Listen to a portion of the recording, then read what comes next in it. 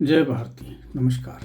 आज हम लोग भारत की वीरांगनाएं इस सीरीज़ में रानी दुर्गावती के विषय में बात करेंगे।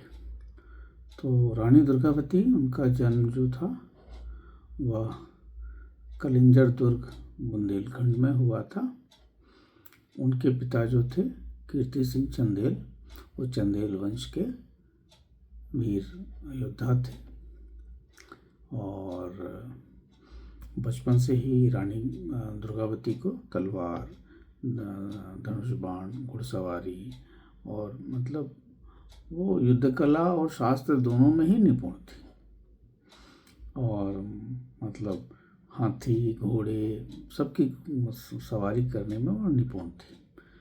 उनका जो विवाह है वो गोंडवाना राज्य का के राजकुमार दलपत शाह से हुआ, जो गोंड जनजाति के राजा संग्राम शाह के पुत्र थे। इस विवाह से गोंड और चंदेल वंशों के बीच में एकता हुई और गोंड समाज उन्हें जो है गोंडवाना की लक्ष्मी के रूप से जाने लगा। इनका एक पुत्र हुआ जिसका नाम था वीर नारायण। परंतु दलपत शाह को अचानक बीमारी हो गई और काफ़ी दिन के बाद उनका मृत्यु भी हो गया। मतलब अस्वस्थता के कारण, कुछ लोग कहते हैं कि विष देने के कारण भी हुई। तो काफ़ी कम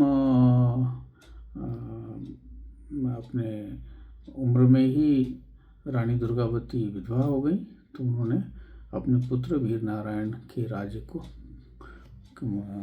के साथ राज्य की जो बागडोर है उसके अपने हाथों में ले लिया और उन्होंने जो बहुत बढ़िया न्याय व्यवस्था को सुदृढ़ किया, प्रशासन अच्छा से चलाया और जो उनको कहा जाता है कि जो गोंडवाना राज्य उनके काल में स्वर्णिम युग में था और लोग समृद्ध थे, शांति थी, सीमाएं सुरक्षित थीं। इसकी बात जो है वो मुग़ल इतिहासकारों ने भी इस बात को प्रमाणित किया है। किंतु क्या हुआ कि फिर अकबर का जो सेनापति था आसफ खान, वो मतलब जैसे वो तो लुटेरे ही थे, तो वो अपना कुदृष्टि जो है गोंडवाना राज्य पे लगाया। तो अब जब मुग़ल सेना ने उनके उस पर आक्रमण कर दिया तो सेनापतियों ने कहा कि महारानी, दुश्मन तो बहुत आ गया है, तो आप चाहें तो हट सकती हैं। तो रानी ने कहा कि नहीं,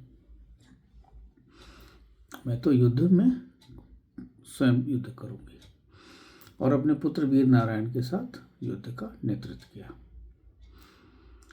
तो अब जो मुग़ल सेना और गोंडवाना की सेना है वो जो है नर्मदा और एक गौर नदी है उसके समीप में भयंकर रूप से युद्ध हुआ और 24 जून 1564 को, और इस दिन रानी ने मतलब काफ़ी जोरदार हमला भी किया, परंतु चूँकि अपने उनकी सेना कम थी और मुग़ल की सेना बहुत ज़्यादा और विशाल थी, तो गोंडवाना के जो वीर सैनिक थे वो धीरे धीरे कम होते चले गए, मृत्यु को प्राप्त होते गए। रानी भी घायल हो गई और फिर जब देखी कि अब पराजय हो जाएगा तो उन्होंने अपने सीने में अपने तलवार को भोंक लिया और अपने प्राणों का न्यौछावर कर दिया।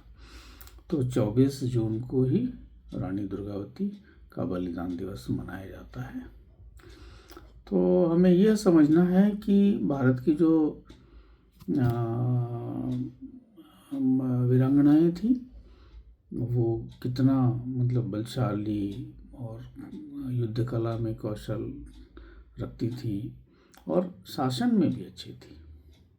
उनको लोग माता जी के रूप से भी जानते हैं।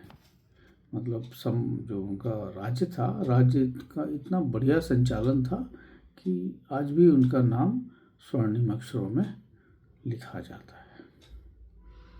तो यही है कहानी अपनी वीर दुर्गावती, जो वीरांगना दुर्गावती हैं, उनकी।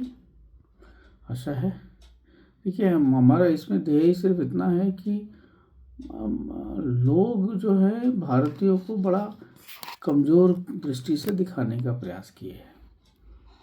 वामपंथी इतिहासकार जो है वो इस मामले में बड़े बदनाम रहे हैं, और उनकी अपनी है, कोई भी जिस कारण से भी करे, हम उसमें नहीं जाएंगे, परंतु अपनी जो सच्चाई है, हम अपने समाज में इस बात को प्रचार और प्रसार करेंगे कि हमारी भारत की वीरांगनाएं इतनी बहादुर थी, इतनी दक्ष थी, युद्ध कला, शास्त्र का ज्ञान, शस्त्र का ज्ञान बहुत था उनको।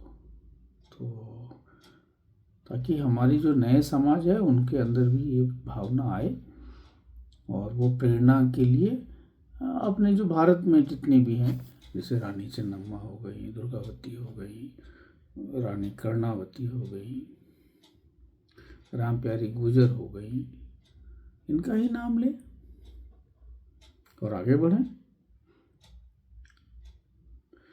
धन्यवाद, नमस्कार, जय भारत।